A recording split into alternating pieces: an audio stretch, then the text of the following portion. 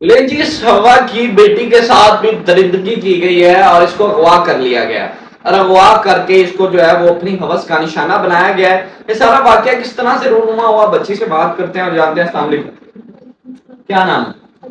अच्छा अलीजा, आपकी उम्र कितनी है? अच्छा मुझे बताओ कि वो लड़का किस तरह से आपको ब्लैकमेल करता था और किस तरह से आपकी जो है वो उसके साथ अंडरस्टैंडिंग हुई? जी, पहले मेरे घर वालों ने उसके साथ रिश्ता किया हुआ था। लेकिन उसने मुझे बोला कि तुम मेरी बीवी को मिलोगी, और तो मुझे ऐसे जैसे वो बोलते वैसे जो मैं तस्वीरें वगैरह बना के सेंड करती थी। और फिर कैसी तस्वीरें मांगते थे?